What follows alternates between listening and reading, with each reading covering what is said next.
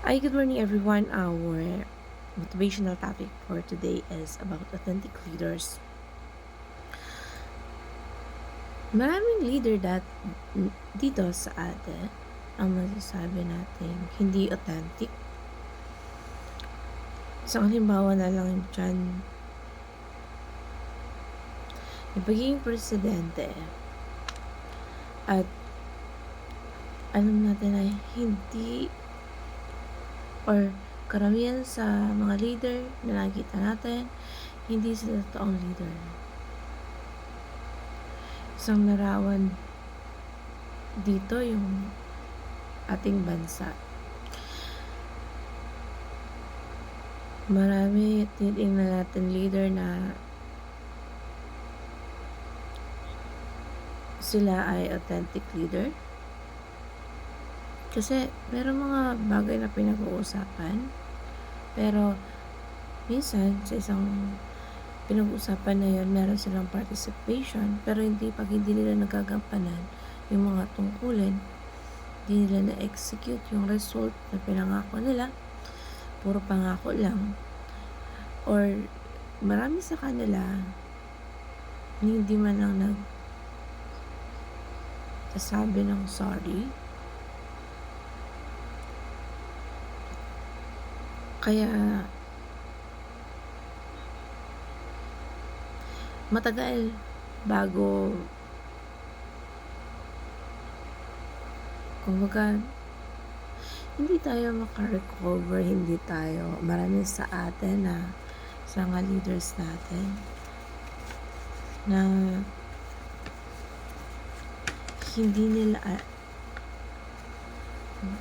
hindi sila felt sorry kasi biniblame nila sa iba. Kasi hindi nila inaako yung responsibilidad nila na nagkakamali sila. At gusto nila nakitaan ng transparency, pero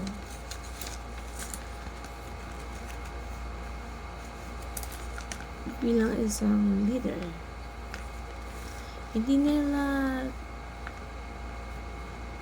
alam kung paano maging isang totoong leader.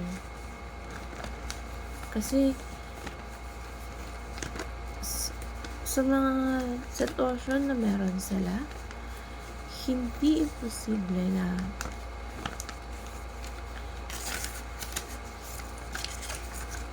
bibihira lang sa leader na sinusunod talaga dahil totoo sila.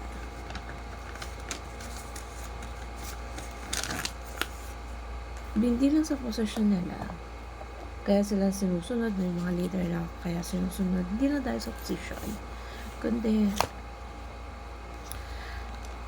dahil sa pagiging totoong leader nila. Yung may pakialam talaga sa nangyayari, yung tipong hindi makasarili at inuuna yung iba, hindi na yung sarili nila. Minsan kasi may mga leader, inuuna nila yung sarili nila at wala silang pakialam na hindi pwedeng sila yung nalalaglag. At may mga pagkakataon na wala silang pakialam kung sino malaglag, basta yung sarili nila. Sinisikat nila na okay sa kanila, okay sila.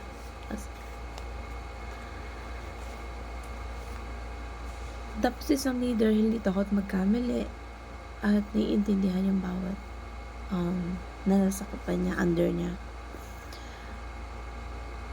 Kasi normal naman sa tao magkamali sa isang grupo, sa isang organization na may pagkakamali. Pero as a leader, kailangan mong tumayo, manindigan para sa mga maling nangyayari. Huwag nating itry sa ibang tao. Don't blame to others sa mga pagkakamali na may pagkukulang ka rin naman.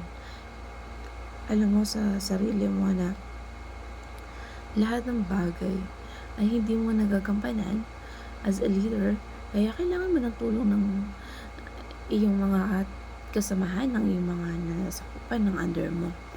So, kailangan bilang isang leader, hindi lang din na napipilitan ka sa ginagawa mo. Kailangan maging authentic leader sa pamamagitan ng pagiging totoo sa lahat ng tao na pwedeng makasalamuha mo, na member mo. As in, nakikita nila na may pakialaman ka at totoo ka sa sarili mo, sa posisyon na ginagampanan mo. So, be an authentic leader and genuine.